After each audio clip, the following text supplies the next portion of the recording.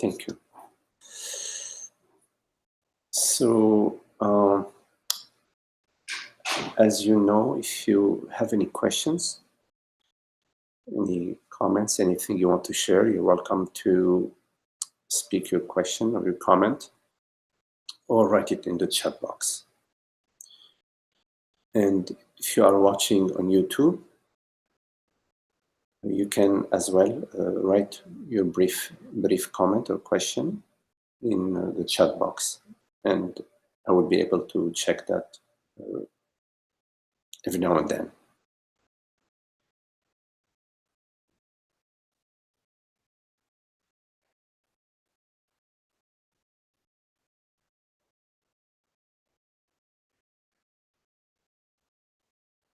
So, a few words.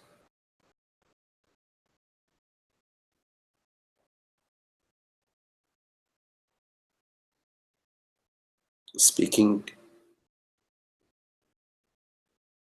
about the unspeakable,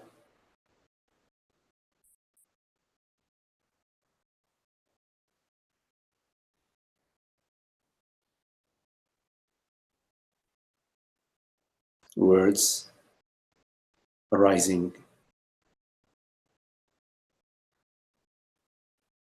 pointing beyond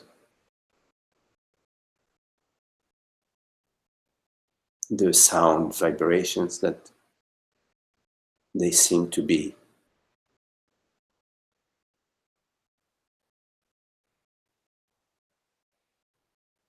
Arising from the space of awareness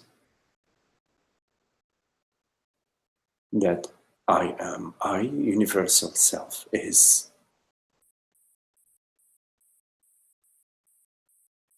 That shines as everything, always pointing to itself.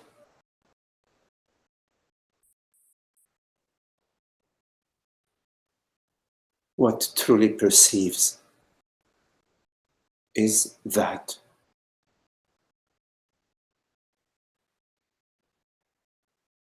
the absolute perceiver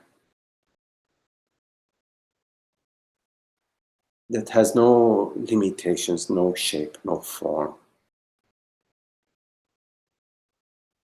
no name.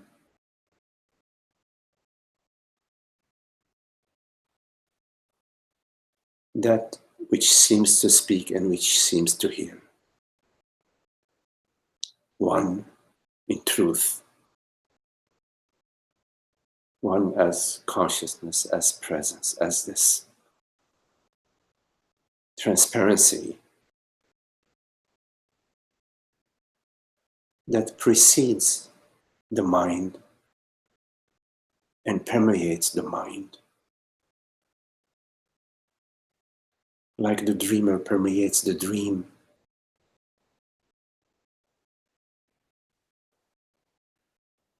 Nothing apart.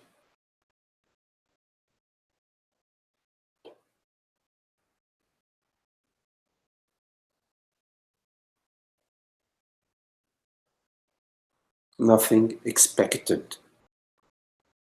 Nothing hoped for, as there is no expector or hoper.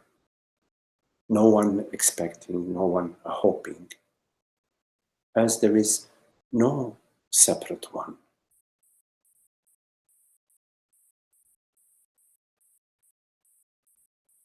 That is the reality of our experience that belongs to no one, just is, belongs to itself, is itself, reveals itself in a moment of insight.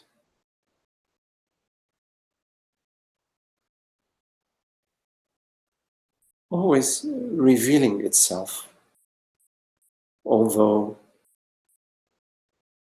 it seems not to recognize itself, but only seemingly so.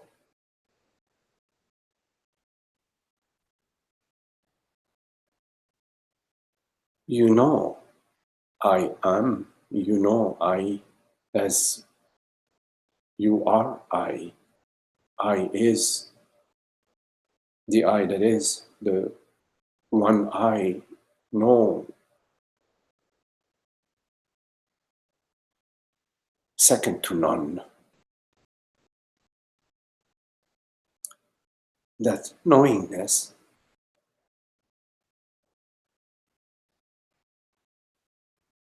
is not a knowingness that appears to a single mind. It is a knowingness that appears to no mind. No mind is absolute mind.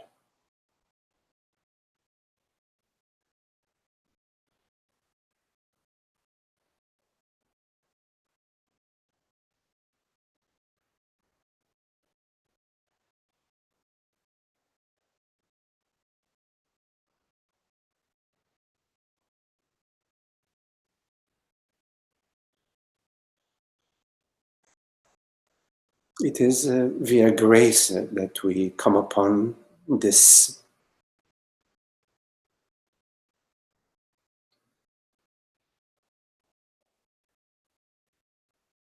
the Dharma, the blessing of the self. It is via grace that we meet as one, as no one, as everyone. A meeting that is a simple recognition of our non-dual nature. It is a blessing. And so we pranam to that. We are grateful to that. And our gratitude is expressed in our honoring that gift and living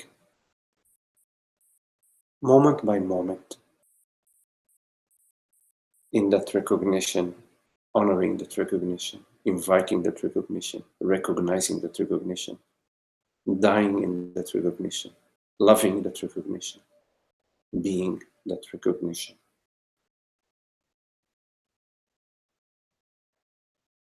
Irrespective of how the mind wanders,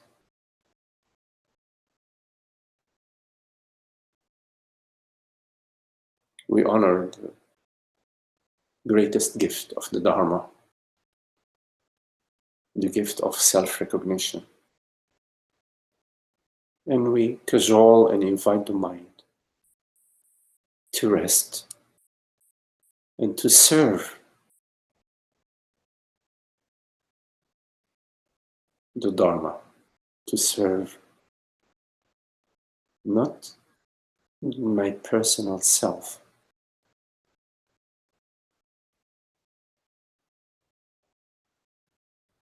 In the dream, the mind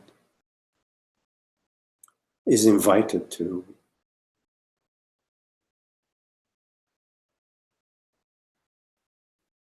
align itself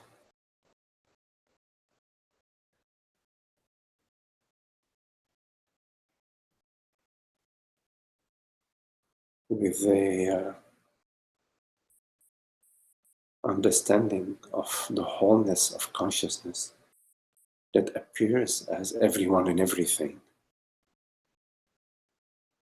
And so in the dream, it is the mind of compassion, the mind of listening, the mind of understanding, the mind of kindness, the mind of generosity, the mind of empathy, the mind of affection, the mind of gratitude, the mind of appreciation, the benevolent mind.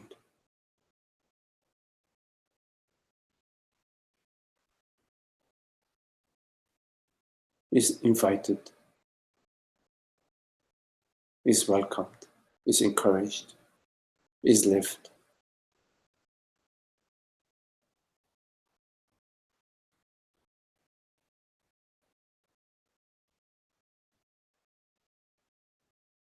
And whenever it goes to its old habit of separating a separate self from separate other, judging, emoting,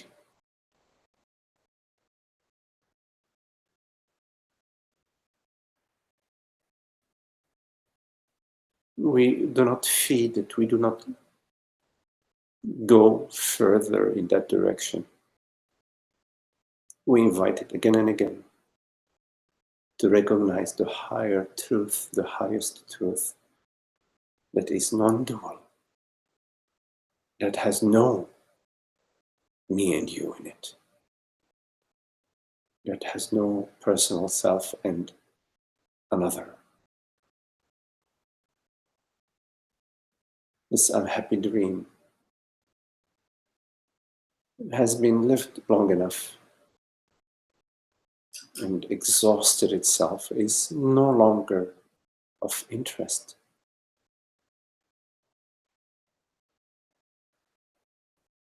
The senses that were leading us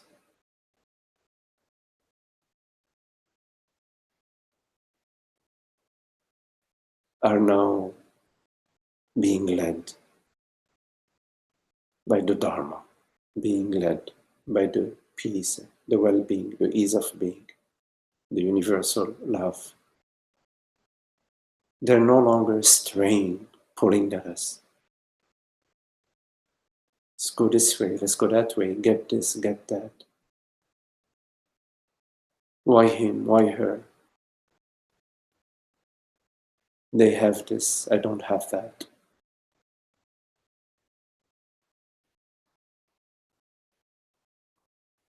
The senses that are looking outward, that are perceiving imaginary external forms, while nothing, in fact, is external.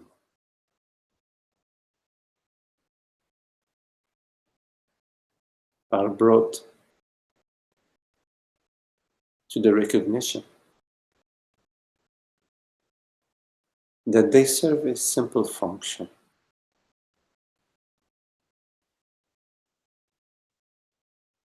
They have a practical purpose. And all what they perceive is the light of God, the shining light of consciousness that shines onto the surface of a lake. And the senses perceive the glitter. It is the sunlight that is appearing as glitter, that is appearing as the surface of a lake, that is appearing as breath, that is appearing as your neighbor,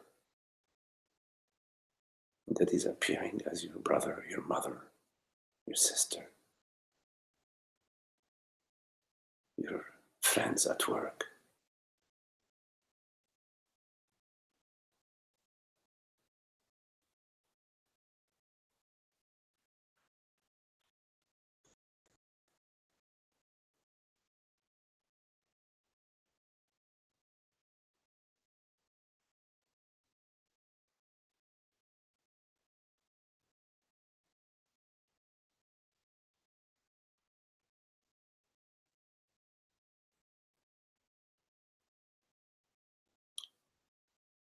This waking dream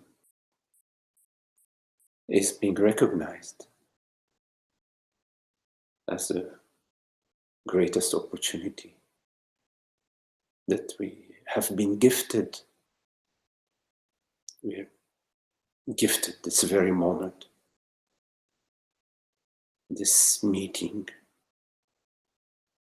In every moment in our life, there is this meeting, this offering,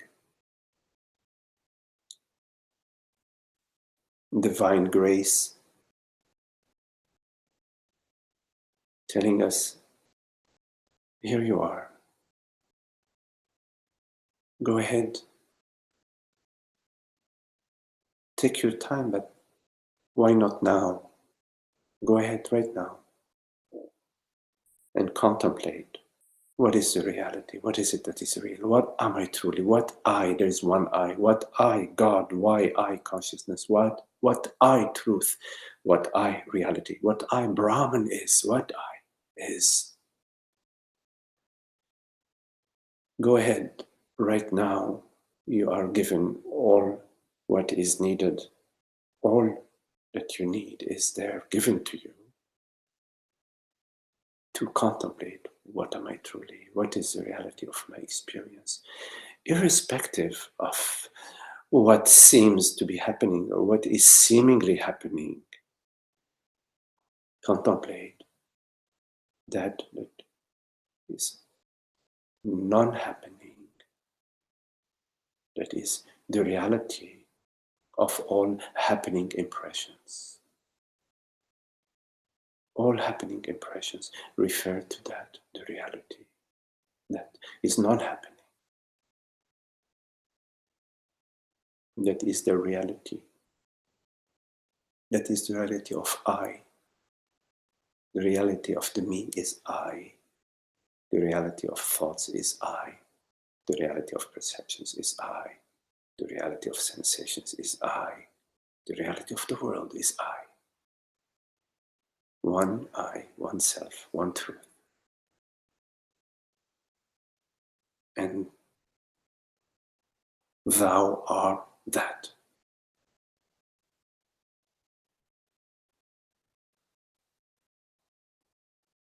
Borderless aware presence.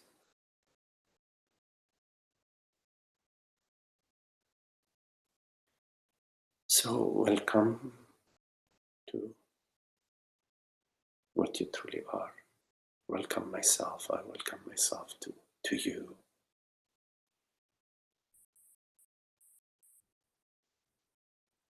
You and I are one.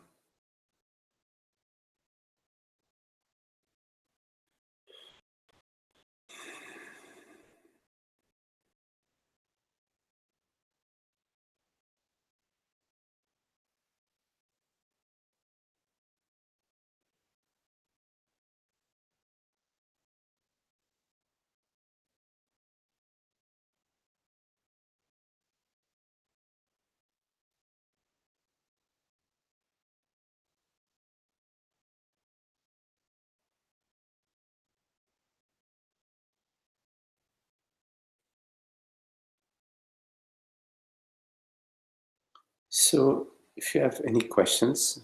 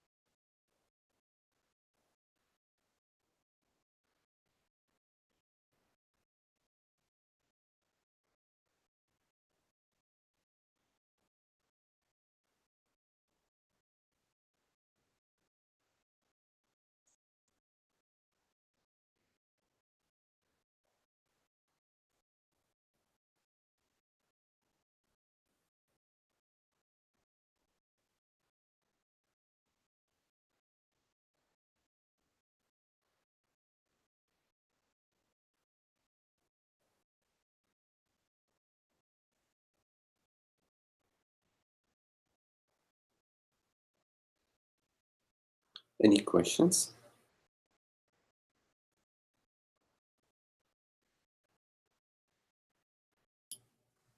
Hi, Magdi. Can you hear me? Yes. It's Kate. Hello, Kate. How are you? Very well. Thank you. Thank you for doing this over the busy weekend here. I just have a general question about what you think. How important is it to deal with all the layers of conditioning in order to be fully awake? Or Yeah, does that take care of itself, or do you have to do a lot of exploration and and sometimes it's subconscious as well? mhm.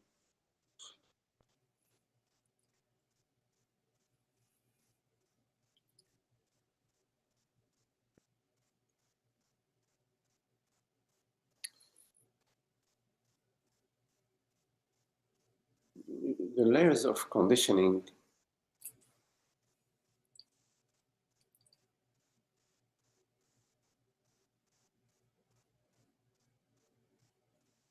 they're,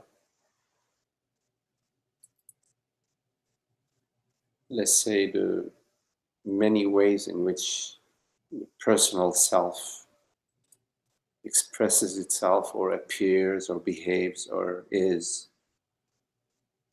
Because in the absence of any past, any story, any history, any reactivity, it's just the presence, the transparency of being. There isn't any story, there are no images.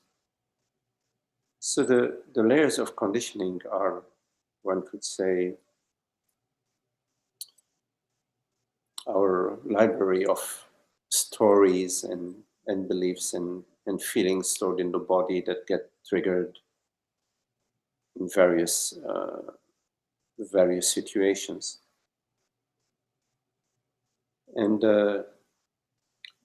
as long as that process is ongoing, it, it keeps sort of spoiling the party, depending to what extent, how intense the reactivity is, how intense the conditioning is, to the extent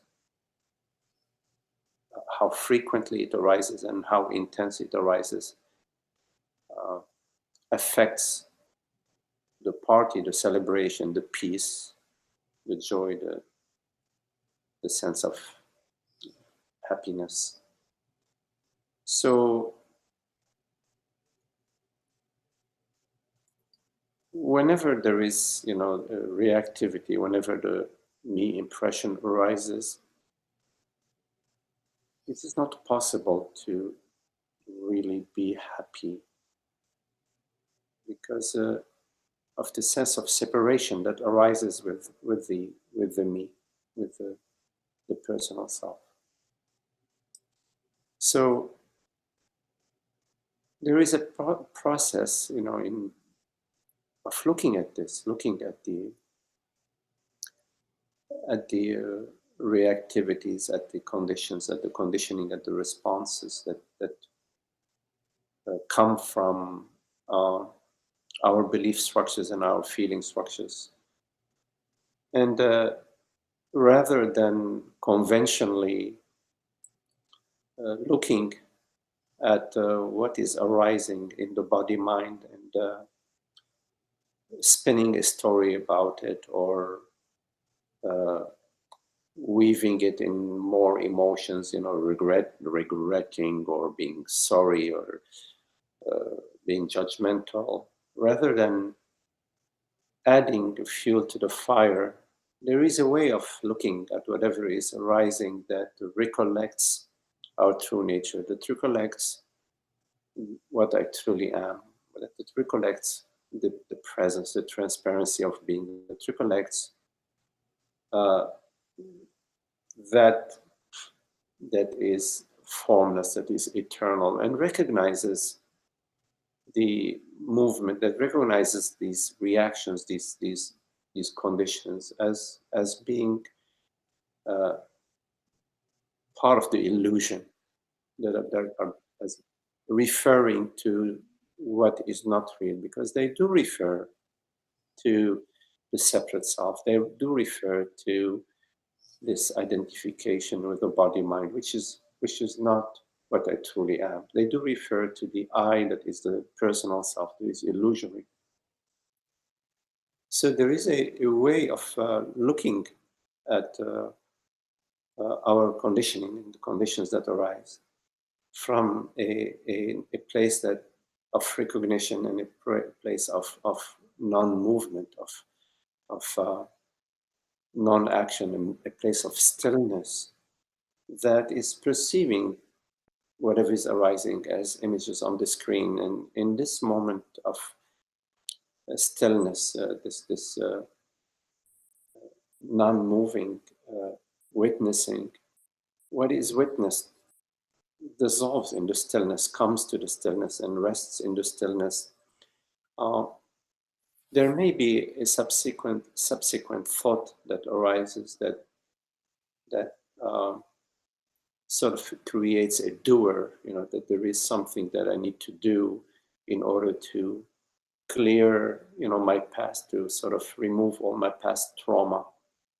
And that very thought is also is related to the personal self, to a personal that I, whatever that personal self is, personal doer needs to do in order to clear all the past trauma. That is sort of a loop, that sort of loops onto itself. So it's like the personal self trying to cure itself from its past.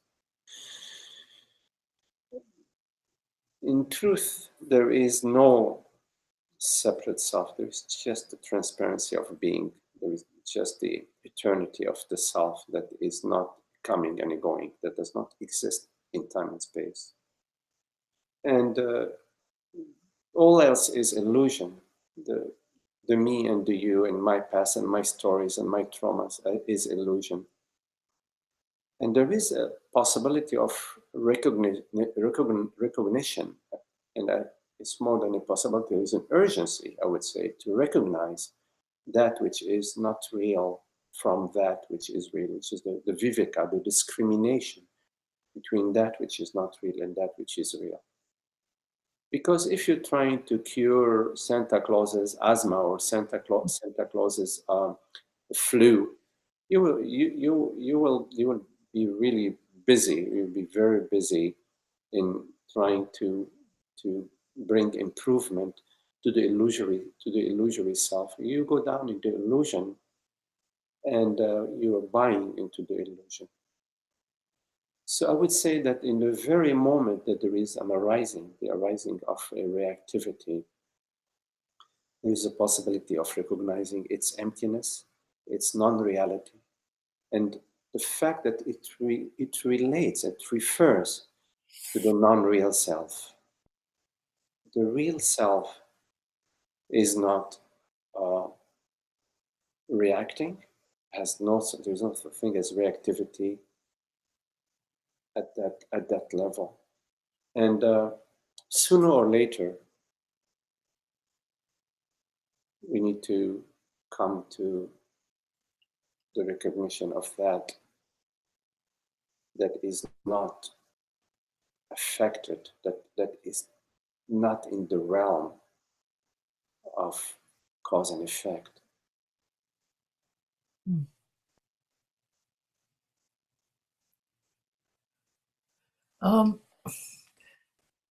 I've heard things. Well, I don't know. That makes a lot of sense. But what I worry about is, this term called spiritual bypassing. Where the mind tries to convince itself that whatever it's experiencing isn't real, and that it's essentially a mental bypass around the experience, the genuine experience of what's going on. Yes. That sort of bypass, you can do it. It may be, effective to make you feel better temporarily, but it will not bring you happiness. Mm-hmm. It will come back. and come back in one form or the other, it will not bring you happiness. We are not talking about a mental process. We're talking about a recognition. What you perceive in this very moment changes. It's it it it is a fact that thoughts, perceptions, and sensations are constantly changing. As you blink your eye, which we don't even notice that we're blinking our eyes, there is no visual perception. It actually changes. It becomes, let's say, it becomes black, whatever, and then when the blink is over, there is the visual perception again, and it's not noticed. It is not noticed that in fact the visual perception is not continuous.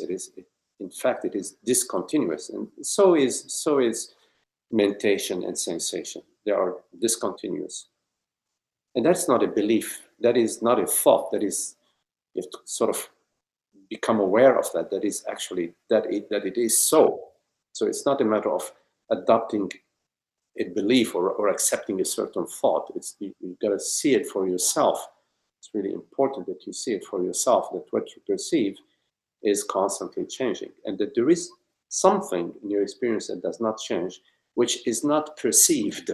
It's not in the perceptual field. It is not something that is known, like you know a thought, or like you know an oak tree, like you know a sensation or a perception.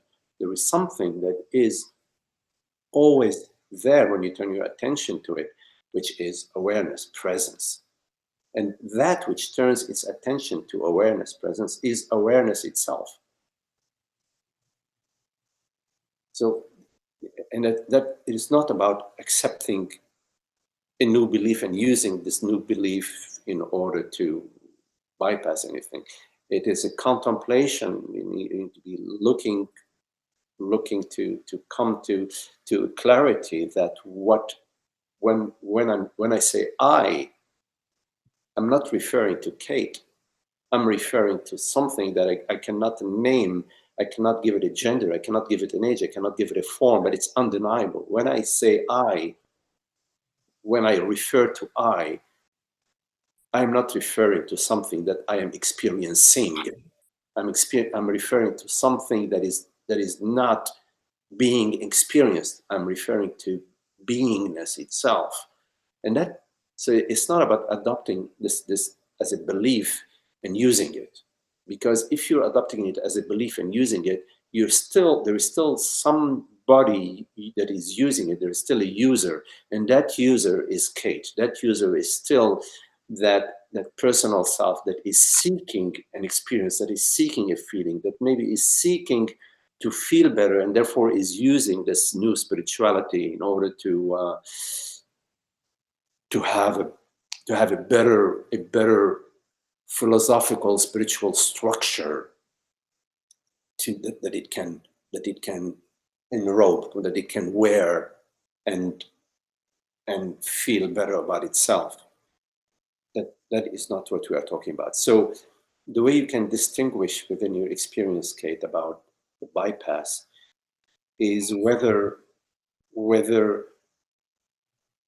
your contemplation is getting you closer and closer to peace and happiness, that has a certain depth to it, that does not require any image or any belief. Sometimes it may require recollecting that, oops, I am not, this character that I'm imagining myself to be. I am not what thought says I am. I am that which perceives the thoughts. That's just a recollection. It's not a belief. It's a recollecting sort of an experience that sometimes you forget. It's the recollecting a reality, not an experience, a reality that sometimes you forget when you go back to, I am this woman, I am this person. Yeah, it does seem that the cultivation of this presence or silence seems to facilitate that. Yes, yes, and it is. This cultivation is it's like a recognition in a way, and the recognition is, you could say, the cultivation. It's a recognition that there is an aspect of our being that is completely still. Of course, there are movements and thoughts and perceptions and sensations, and life is happening. But there is something that is always there, that's quiet and still, and it's overlooked when our attention is drawn by the world, by the senses, by thoughts, by the appearances.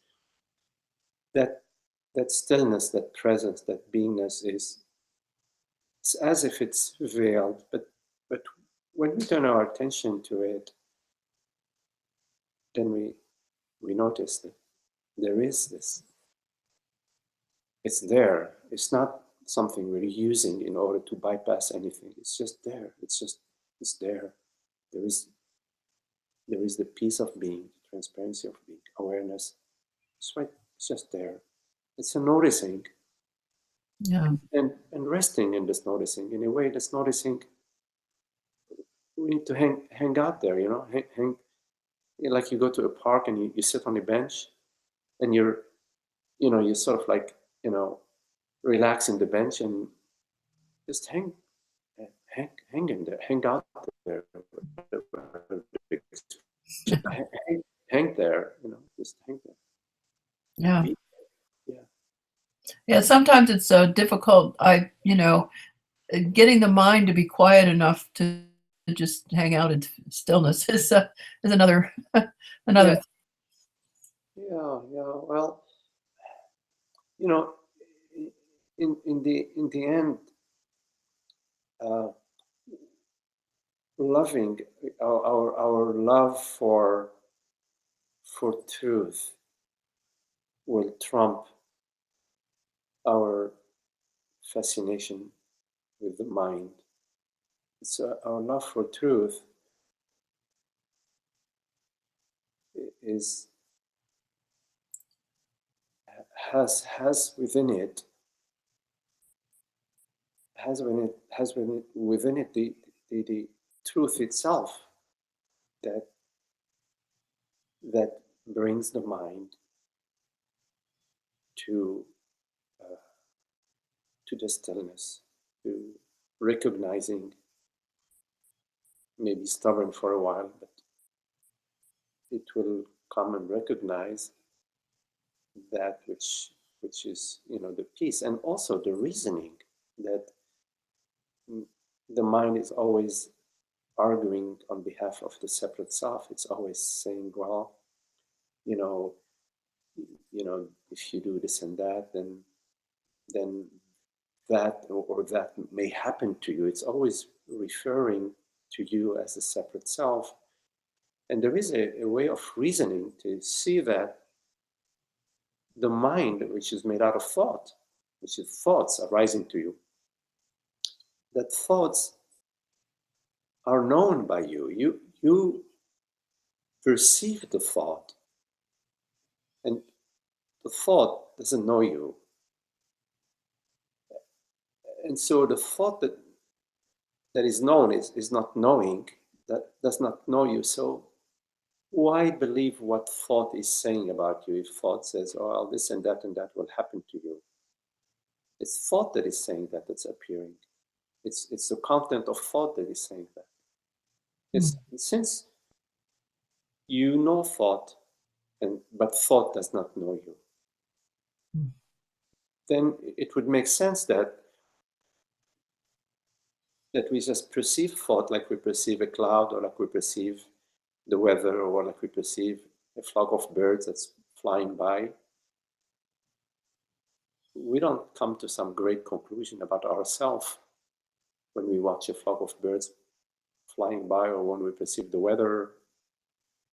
The weather don't say anything about the I am, about what I am. So there is a way of reasoning with the mind, where reason somehow is bigger. It brings the mind to, it can't argue with that. The mind cannot argue with higher reasoning. And so there is also a way of reason, of bringing higher reasoning, which we bring in satsang in our meetings, to deconstruct or to, let's say, weaken within the mind that belief that I am somehow contained within the I thought, or that I am somehow defined by a me feeling. The me feeling is an appearance that appears to me, whichever name you want to call it by. It does not know me, I perceive it, but the I that perceives is not subject to what it perceives. I can perceive a volcanic eruption, I can perceive an oak tree, I can perceive a cloud, I can perceive a thought. I remain as I am. So I think we give the mind way too much power over us than it actually has. It's an old habit. Yeah. Yeah. Thank you. Okay, Kate. Nice talking to you.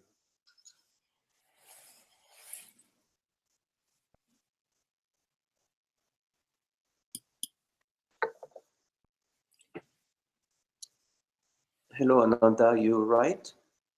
Paradoxically, lots of energy going into the issue of spiritual bypassing results in bypassing the crucial spiritual reality.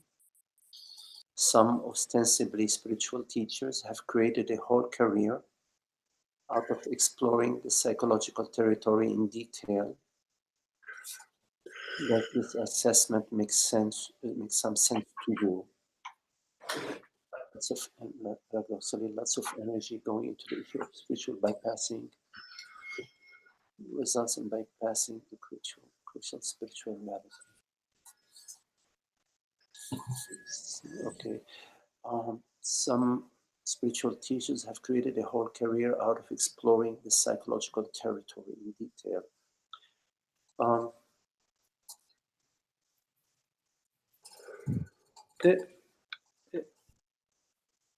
think that in being together,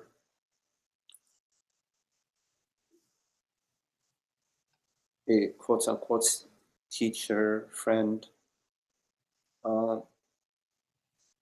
can notice when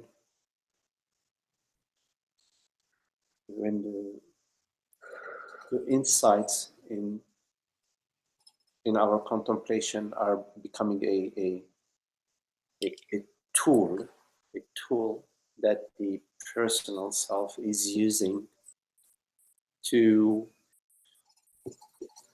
dress up, their life, to sort of it's still a rotten tomato, but it has a really nice paint job on it, or a nice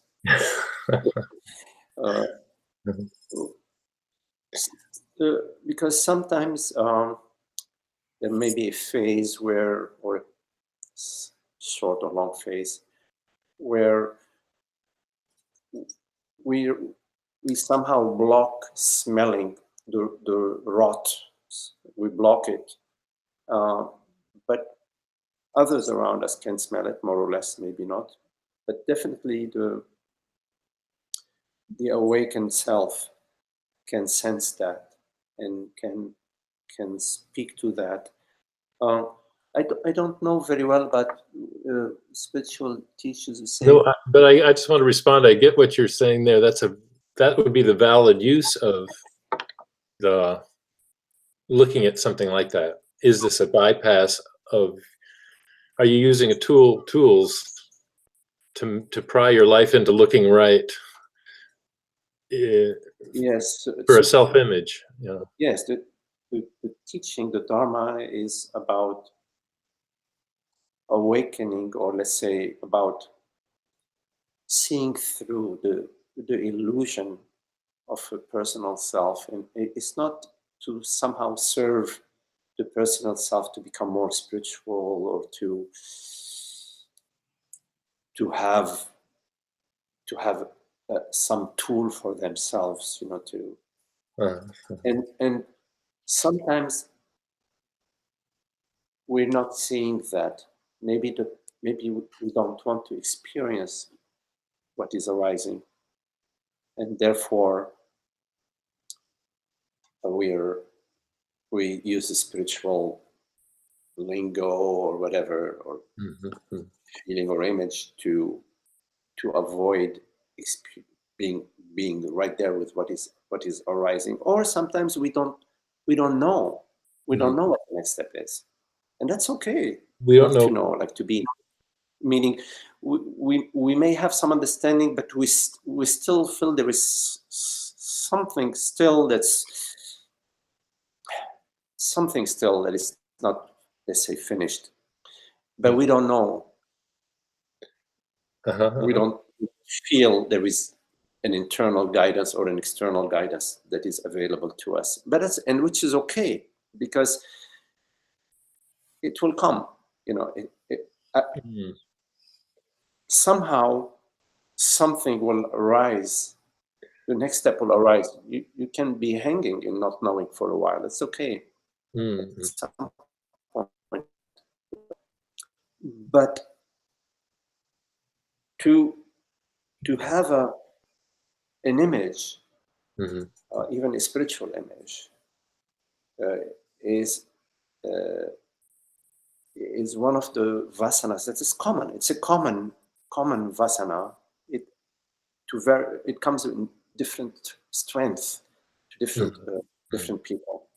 Right. It's a common vasana that we need to be watchful of. So the way to be watchful of that is to be really sincere with yourself about let's say the certainty, the certainty of the peace, the certainty and the stability. That's an interesting thing, that certainty, which I'd meant to ask you about. It's that in almost all areas of life, certainty has its has its downside. What do you mean? In most areas of life, like the know-it-all person is always certain, Oh, okay. And even when they're not right, it's just it's a personality thing. Yeah. Like a ego that's Yeah. Yeah. Oh, I am not referring it to it this way. There can be great humility and Yes. and certainty. Like when you know for sure that the Earth is round and not flat, there is somehow a certainty. Maybe it's not a good example. Well, let's stay with it. Somehow you have come to this Yeah. understanding, and it's for certain for you. It's certain. Yeah. But this does not. It doesn't need to be. Doesn't. You don't need to bring your person to that and add to it. Yeah. Oh, no. It's just a. Yeah. So I'm talking about the certainty that comes from itself. It doesn't come from you. It comes. Let's say it comes to you, but it doesn't come from you. And you're recognizing that it's coming to you through you. It's not like coming to you, and now there is a certain I am certain. There's a new ego that is certain. No, it's flowing through you. You see, Right.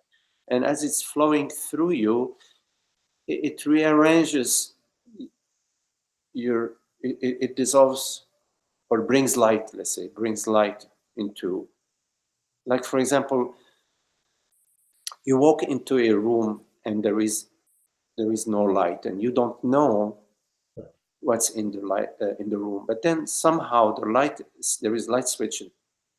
You turn it on, or somebody turns it on, and you see that there is a table with 4 chairs.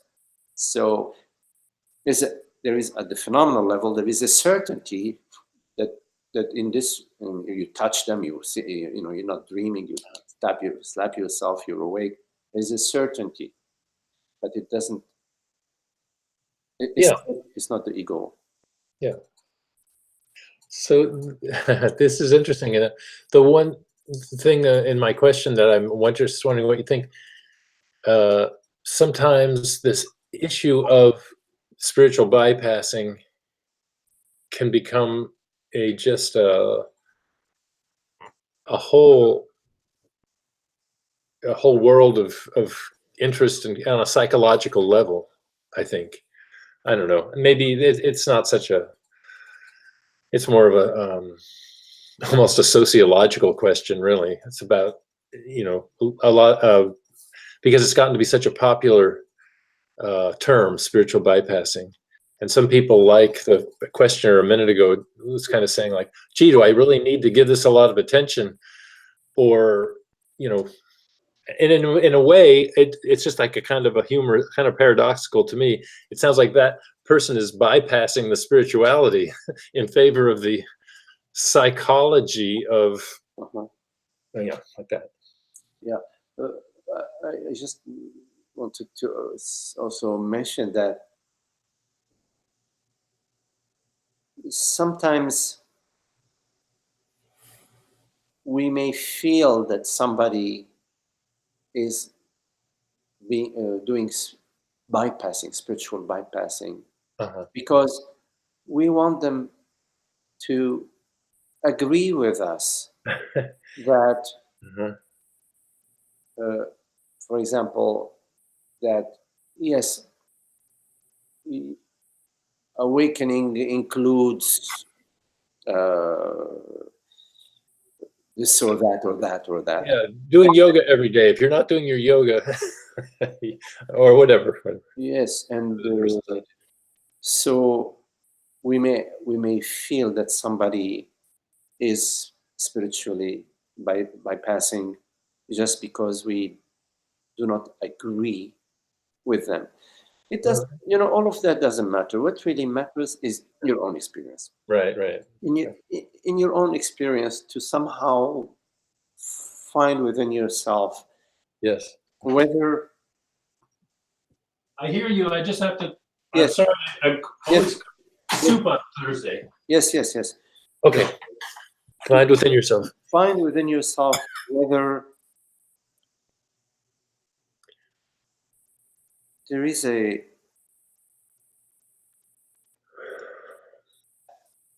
this settled, this ever deepening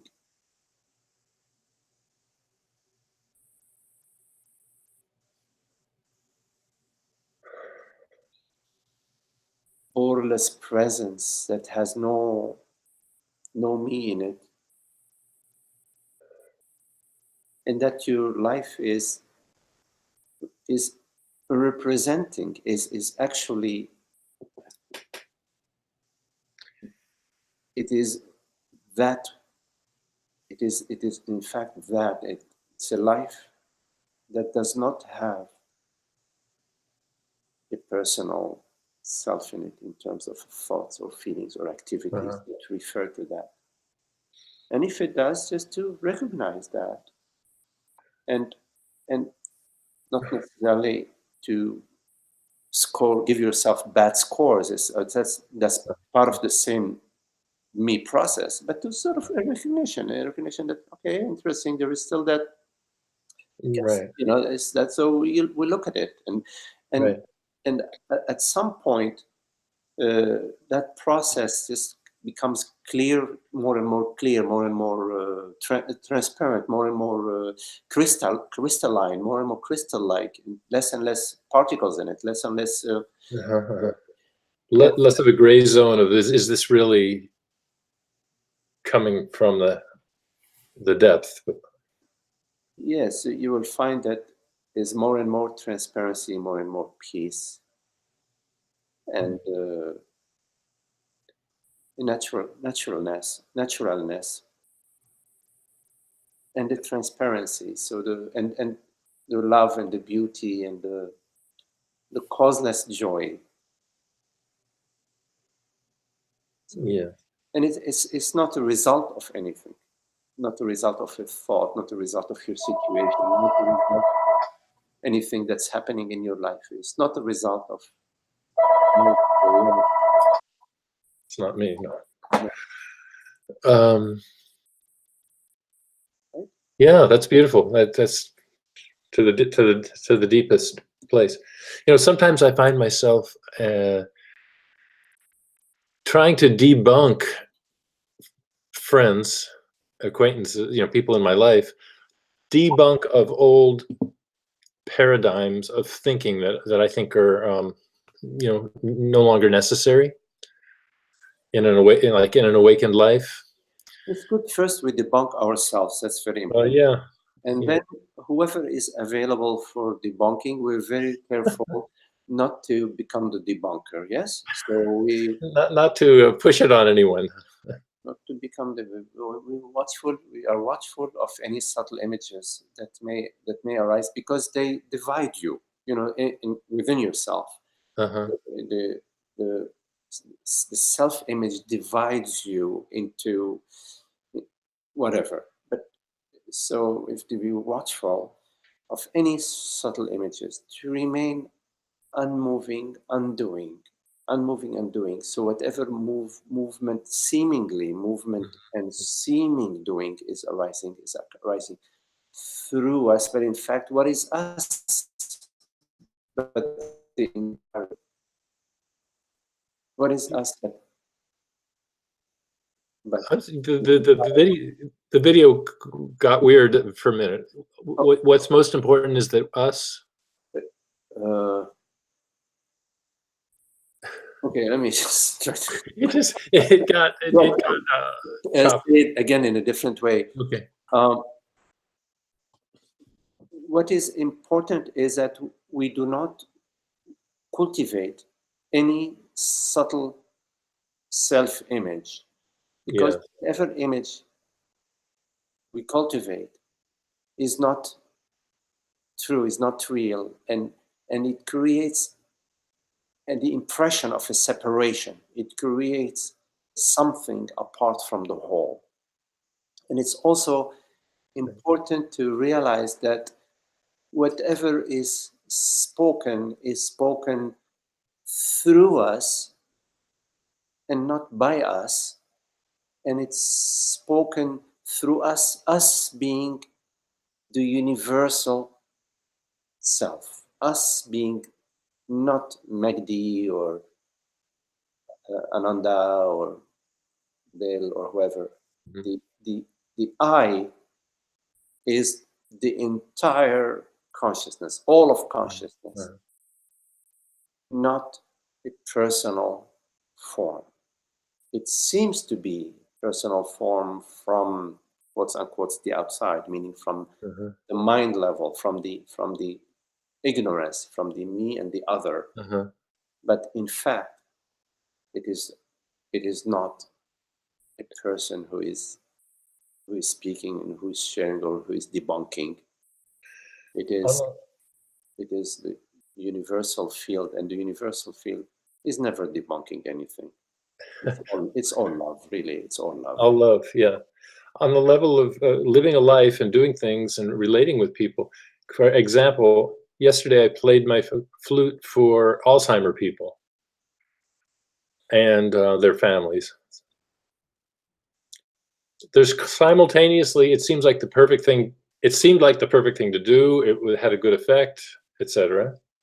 You know, a good Christmas season thing to do, or whatever. I do a lot, but there's still the almost, say, functional idea of me. Well, I'm going to go get my flute out of the car. Would you like for me to play for these people? You know, and it's still a strange idea that the one universe is the doer, and this structure of a person. What you love, you're enjoying playing the flute, and of course you have to go to your car to bring the flute, to bring out the flute, and it's a celebration, and you're doing what you love. So in the dream, Mhm. the the way consciousness appears in in the waking dream is via happiness and celebration and sharing, and so it is expressing itself, it is reflecting itself in the in our life as happiness. So you are happy and you're making people happy playing the flute for them. It's very good. Okay. And now, so how this relates is, if there's an area where my viveka or discrimination is clearly more evolved, say, than somebody who's suffering, and that's where the debunking comes in. It's like, I want to say, that's, look at this, There is no better image or worse image. All images are at the same level. The enlightened image, the advanced image, and the non-advanced image Mhm. are images. They're both empty. But love isn't. I mean, when you are doing something because you're enjoying uh, doing it, and you're noticing that it's enjoyable to everybody around you, Mhm. that in itself is the true expression. Okay. I So wouldn't if worry about the other part about being more more advanced and being able to help others. Of that is all mind. But on the other hand, when somebody comes to you and is sharing with you something within their life that you could they're open and you can share with them some of your understanding, you do. And yeah, it's very lovely then, because there is the invitation for you to explore with this person, but you do it without an image, or you do it being watchful. If there is an image, mhm. then it's not a true sharing, because there is an image of yourself and therefore an image of the other. Mhm. An image is relating to another image, and that is illusion. Okay. It's the absence of images, in the absence of thought. In the absence of thought Mm. is the truth.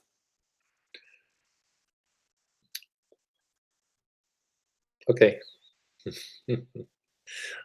Lots of my questions tend to go all over the place. So, but thank you. Okay, Ananda. That's great. Thanks. Beautiful.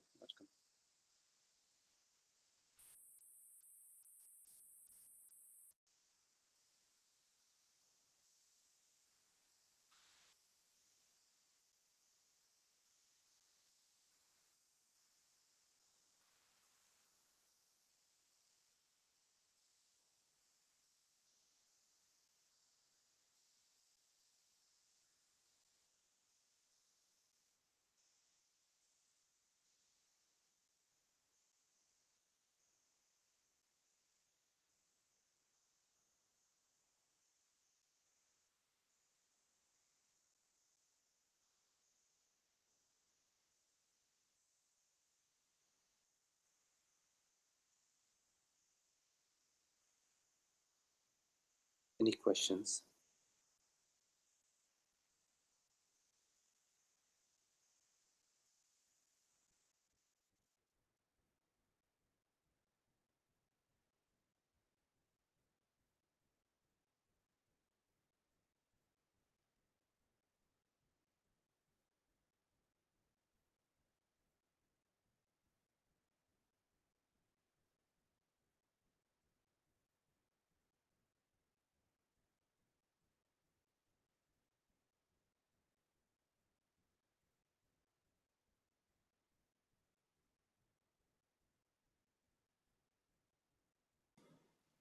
Hi, Magdi. Hello, Esther. I'd like to share something. Your discussion has reminded me of something that happened not too long ago. in the midst of a mind spin, like Kate described, when you're looking at it and the mind seems to have power. But in the midst of that, and oftentimes I can be in the stillness and just watch that mind activity attempting. Then this happened a while ago. In the midst of that, something in me rose up and said, hey, remember. It just made me remember reality, what's real. And it came very, very strong and insistent like, and it kind of cut through the stuff. And it was like just remembering the experience of reality helped just erase that spin, like, you know? It was, I thought, well, is this the mind? Help, it can't be the mind, so it's got to be grace, But I just thought I'd share that. Yes. It's just the remembering all a lifetime of experiencing reality, what's real, and then you're letting this little mind spin, do its thing. Thank you. Yes, Esther.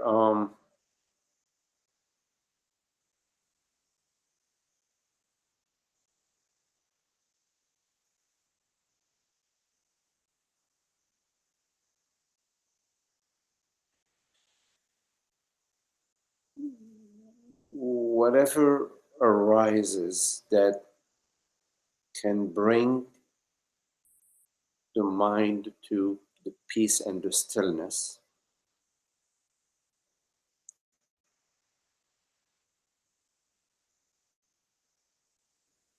if whatever arises that can bring the mind to peace and stillness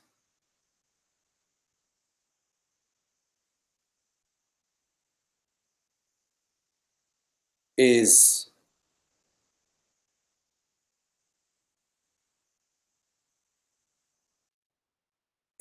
indispensable.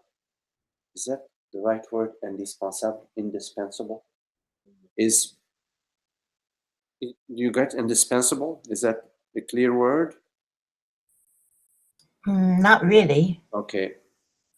It's indispensable for what? Right.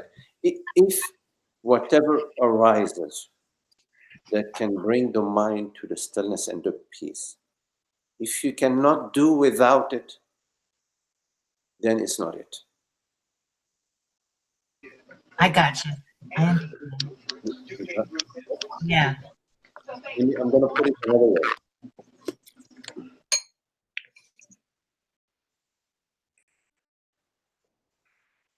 Anything that can bring the mind to the peace and the stillness of the self, that when it goes, the peace and the stillness of the mind is disturbed, then it's not it. Because it's something still that is phenomenal.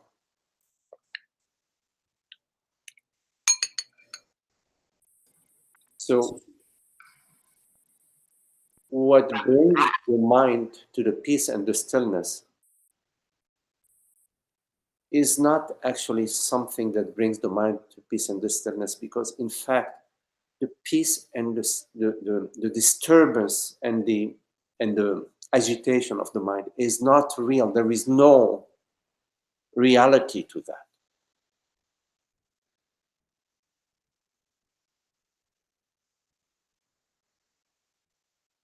So the interest in bringing the mind to peace and the stillness is still in the realm of ignorance.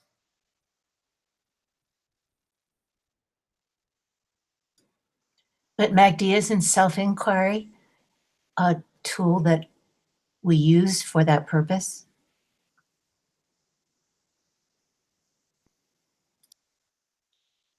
What is the self?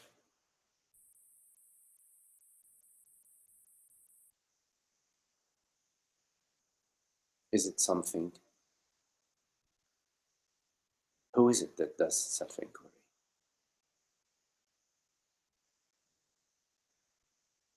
What is it that inquires?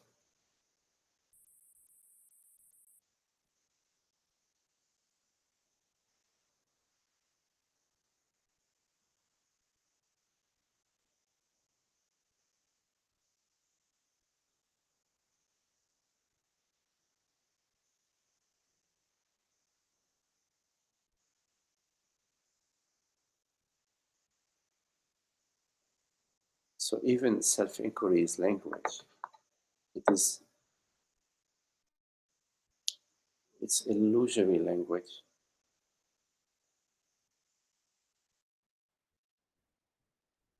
That helps the illusory character wake up from the dream. But how can an illusory character wake up?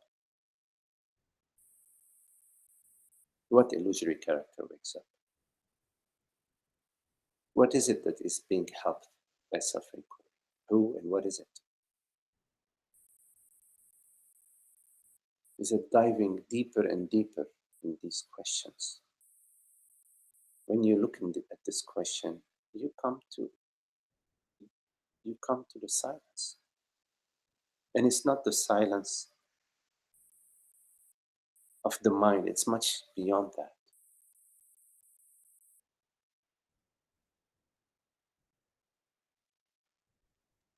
So coming back to your sharing, Esther,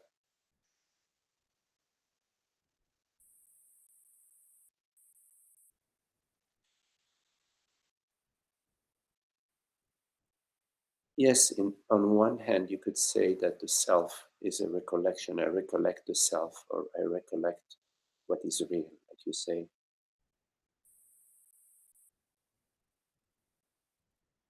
So that's a good thing. But don't make it a practice. Don't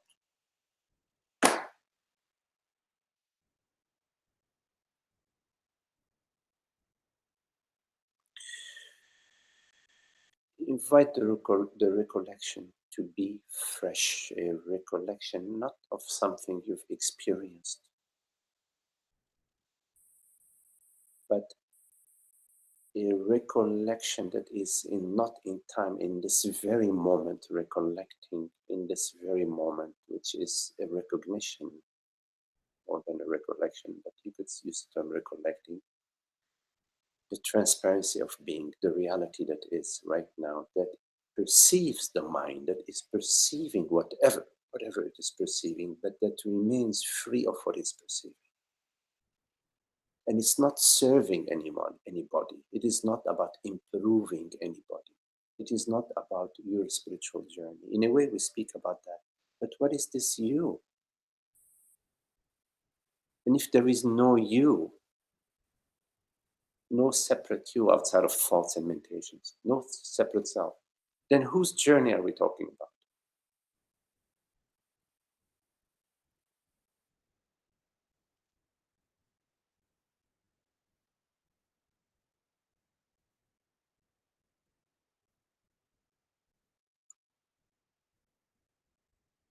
So it's more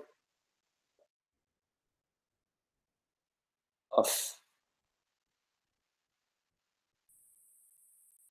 noticing that it is noticing that is noticing. It's noticing that is noticing that it is noticing, and that this noticing is impersonal. Perceiving is perceiving that is perceiving, and this perceiving is impersonal. And it's formless. And what is formless cannot perceive form. Because if it's perceiving form, then the formless and the form are two different things. There is the formless and there is the form, and they're two different things. And the two things that are different, they cannot meet. So there is no perception. When there is perception, the form and the formless meet, and the form dissolves in the formlessness, so there is no form.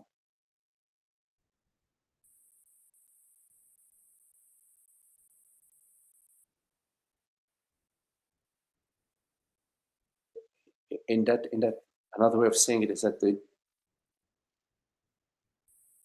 form is an impression that's arising within the formlessness itself. The dream impressions are arising within the dreamer, but the reality of those impressions, even if it could be a big rock or a big mountain, its substance is the dreamer. Its substance of the form is the formless self. There's nobody who is being served by the spiritual journey. There is no spiritual journey. It's, it's just hypnotic language. And at this point, you need to hear that.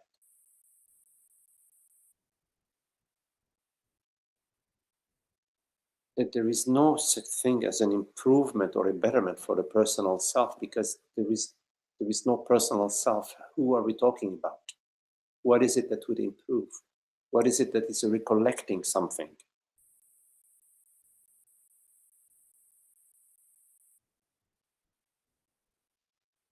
So when there are mind events that are arising, there is something that is not arising, that is perceiving those mind events, and that is not apart from the mind event. Even though there may be a thought that says, oh, I am suffering, I am this or I am that. No thought can separate the self. Nothing can separate the self, because the self is universal. It's not made out of something that you can separate, like you can separate the pits of the apricot out of the flesh of the apricot.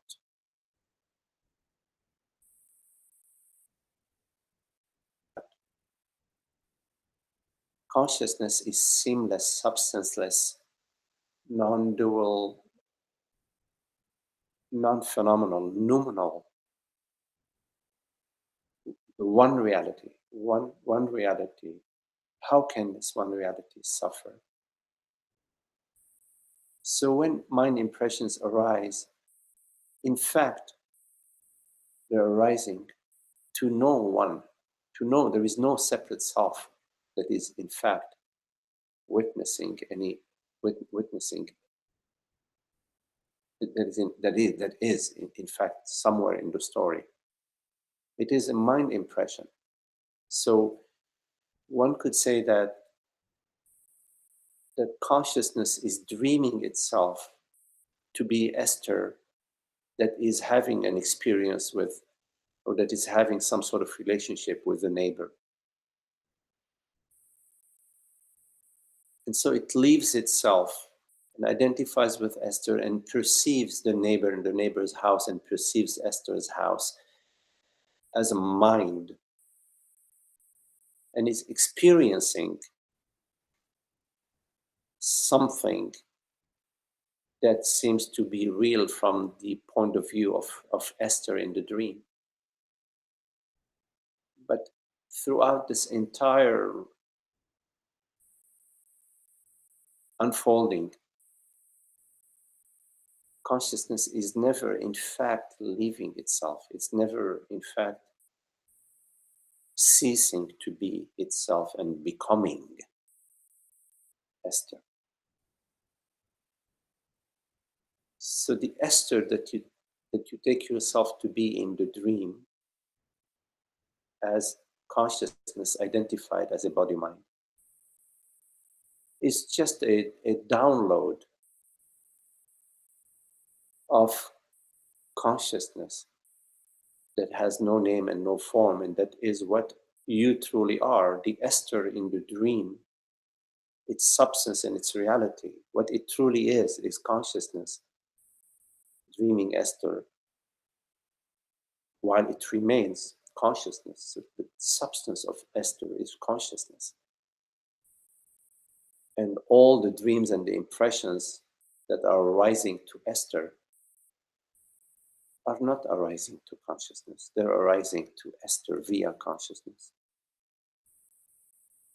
And the simple recognition that what you truly are is this universal consciousness will make you laugh and giggle at all your seeming problems. and all your seeming pursuits in your dreams and trying this and trying that.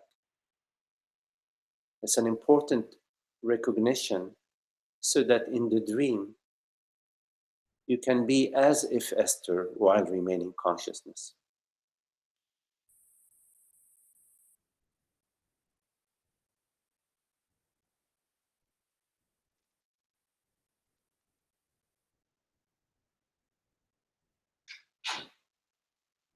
Consciousness does not come and go, is not a personal experience, is not something that you can recollect.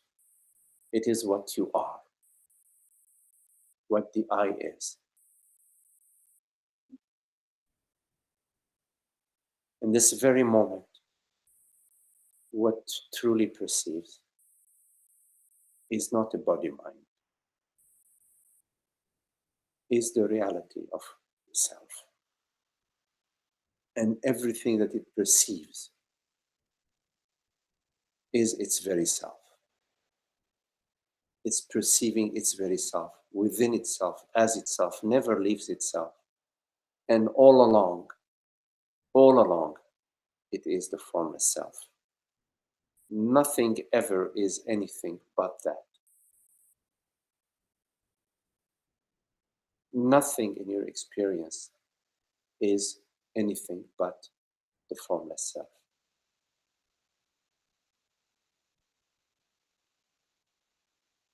When you go to a rock, a solid rock, you don't find a solid rock. You find only your perceptions and your sensations. When you go to your perceptions and your sensations, you will not find a solid rock. You will only find the spaciousness of the self, the spaciousness of consciousness, the formlessness of consciousness. If you go right now to the sensation of your legs on the floor, your feet on the floor, if you go to that sensation, which is your feet on the floor only appear to you as a sensation. Do you find solid feet? What do you find when you go to the sensation of your feet on the floor? What do you find? There are no words, because there are no words for consciousness. Well, you could say there are all words for consciousness. You can call consciousness God, you can call consciousness feet, you can call consciousness a rock, you can call consciousness sun, you can call consciousness bird. It remains as it is. First, you come to the nameless, so you can be free from all the names. And then you can use all names because you know the freedom of all names and you know the freedom of all forms. You cannot go to the form first to come to the freedom. You go to the freedom first. Then you are free from all forms and names. And then you are free to use any forms and any names you want, because you know, in fact, that the reality of the self is not any form or any name, or all forms or all names. Nothing apart, non-dual.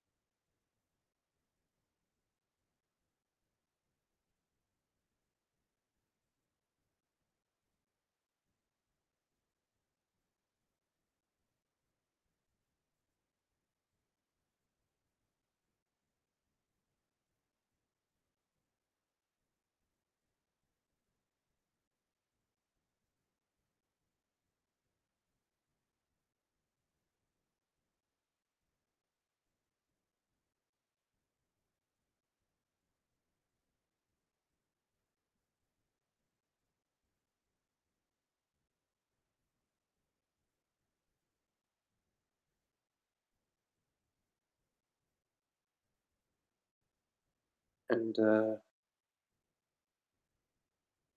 you will find that more and more in your life,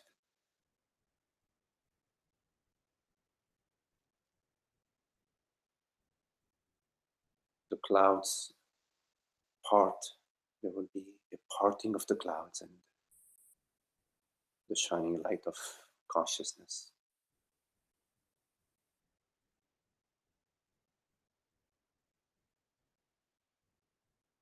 Without you doing anything, there is this parting of the clouds, more and more of it, thinner and thinner clouds, the wide open sky.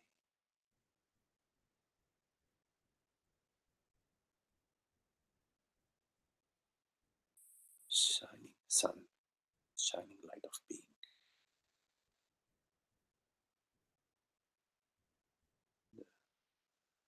The mind restful, the body transparent.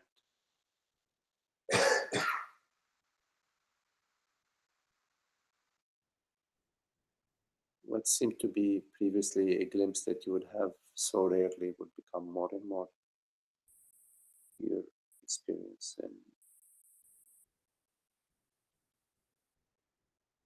then the recognition just establishes itself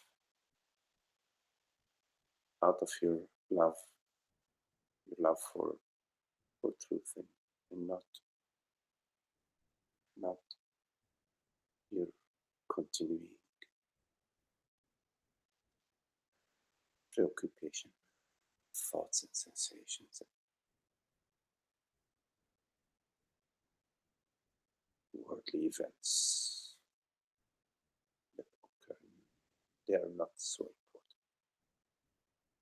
They are not so important. They're not.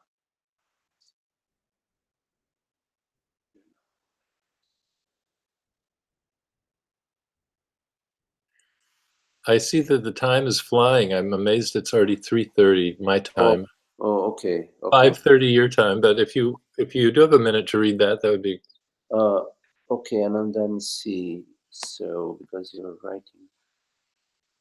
Okay.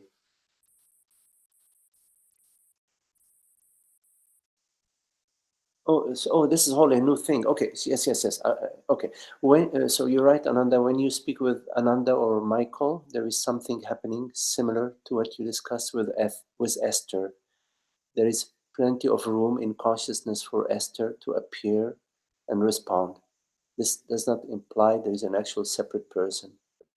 I tend to use upset as a barometer for whether there is an identification with the Michael. But even with no upset or no distress on the horizon, there is also a simple recognition of self which never comes or goes. The issue of conviction or certainty comes up here. I don't know if I'm certain of this or not, and should I be? Well, Ananda, uh, uh, when there is a simple recognition of the self, irrespective of whatever is arising, that's very beautiful. Because the recognition of the self, when something is arising on the screen, and that is upsetness, for example, what you will notice is with the recognition of the self, the upsetness will subside. Well, yeah. And if the upsetness is not subsiding, I would say that there is a recognition of the self, and then it's sort of hopping back and forth between me, the person, because upsetness always refers to me, the person, and something that upset me, Right. Yes, but the recognition of the self, of course, in that there isn't a personal self, and there isn't an upsetness. So yes, the upsetness will dissolve in the recognition of the self. I hope I don't know if I Well, my real point was this issue of certainty. Somehow it doesn't resonate with me. I can say I'm certain of the, my self nature, more certain than anything. But at the same time, I don't know. It's funny that it doesn't, because we talked about that earlier. Certainty or are used conviction. Conviction, I can see, is not so good. Conviction is more of a mind thing. Well, I mean, there is, in our experience, not too many things we can be certain of. True. Not be certain of what happened or what will happen, right? Right. Our certainty has whatever we are certain of, or whatever our certainty is, has to also be certain now. Yes. Right? Because if it's certain before and then certain tomorrow, but not certain now, that's not certainty. So what is certain now? So really, you're saying there's only one thing that is the subject of certainty. Yes. It's only awareness, only consciousness is certain now. Yes? Yeah. And so there is a certainty that there is awareness. Yeah. So that we can be certain of. Now, I would say that there is also, when we look at this awareness, we can also notice that whatever this awareness perceives is at zero distance of this awareness. Yes. Are you certain of that? Well, that's a good point. That's yeah, and that goes back to our earlier conversation. Does there seem to be someone out there to, talk with, or to Well, right. So let's look at, there is somebody out there that I'm talking to, right? Yeah. So Ananda is out there and I'm talking to Ananda, yes? Yeah. Now, in my experience, Yeah. that Ananda is out there, the way I experience that Ananda is out there, I experience it as a thought. There is a thought that appears to me that says Ananda is out there. Because when the thought that says Ananda is out there does not appear to me, I cannot say Ananda is out there. So there is a thought that appears to me that says Ananda is out there. So my experience of Ananda is out there is actually my experience of the thought. Yes. Okay. So when I look at my experience of the thought in this very moment, where is this thought? Is there any distance between I and the thought? No. No. Are you certain of that? Yeah, no, this is interesting territory, because it's where there's a little vagueness. It seems as if there's something out here. It seems like there's a here and a there, I have to say. It seems like there's a here and a there. Let's say that there is a here and a there, and I'm experiencing a here and a there. Okay. Seeming or not seeming, I'm experiencing a here and a there, right? Yeah, right. Okay. Let's say, what is my experience of here and there? How do I experience here and there? I experience it as a thought or as a sensation. Yes. Is there any other way of experiencing here and there besides a thought and a sensation? I'm open. I'm not insisting. I'm asking. Yeah. Right. So we need to look at that. I'm doing it quickly because we're sort of out of time, but we're really not out of time. So how do we experience that there is here and there outside of a thought or a feeling or a sensation? How else? Don't really. No, We don't. really. Are you certain of that? This is great, because this is the whole reason why I'm here, is to find anything like this, to anything worth contemplating, so to speak. So how do you? There's the ever-present sense of self, and then there's a ghost thing of here and there, and names and people. Well, let's just stay with here and there, because we keep the conversation slightly. Sure. So we're experiencing here and there as a thought and as a sensation, as a feeling. Yeah. And that's what here and there is. Here and there is my experience of a thought, a here and there thought, a here and there feeling, a here and there sensation. Yeah. So the here and there is actually made out of thought, feeling, and sensation. Yeah. And what perceives the thoughts, feelings, and sensations? What perceives this here and there? I do. Yeah. The I that perceives the here and there as a thought, feeling, and sensation. Yeah. Is there a distance between the I that perceives this here and there as a thought, feeling, and sensation and the thought, feeling, and sensations that I'm perceiving? No, they're extremely intimate.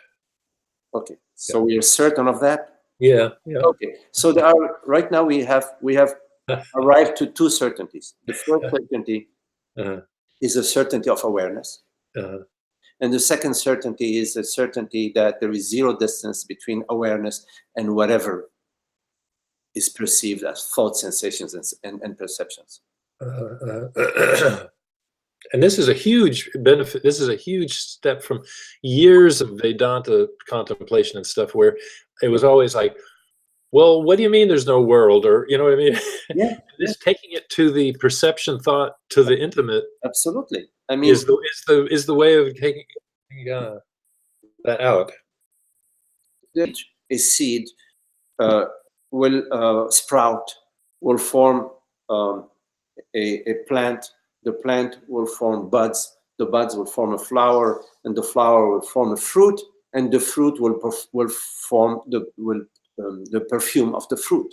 So there is a yes, a blooming of all these years or lifetimes of contemplation, Vedanta, and other to sooner or later, when you are traveling to the Pacific Ocean, sooner or later, at some point you're 10 miles away, then you're 9 miles away, then you're 8 miles away, 7, 6. At some point, like you smell salt in the air, and at some point your feet, you're at the ocean. So we're talking about certainty. We're not talking about, you know. So the next thing is, are we certain, or it's a question, what is it that perceives right now? Can we say that I perceive? Yeah. With absolute certainty. Yes, I perceive. Yeah. Okay. And so we have the certainty of awareness, which we already established, with certainty that awareness and the world, body, mind are one, at zero distance. Zero. Yeah. And the certainty of I. Yes? Yeah, certainty by, yeah. Fine. So how many certainties? They're all the same. Yeah, they're all the same. There is only one certainty. All these certainties are referred to as certainty. There's one certainty. So it's one certainty.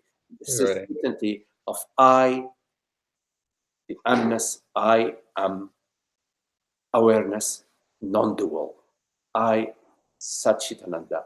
I am awareness, non-dual. It's the certainty of Brahman. And the whole issue, the whole thing you brought up was the whole why I'm so fascinated about the term sahaja, because that's where it's clear that there's no funny business, no matter what. No matter what. What is it that is fascinated? Very lovely, Ananda. Thank you for your question. And just to attend to other things, very lovely to be with you and with you all. And we'll see you again Sunday. Okay.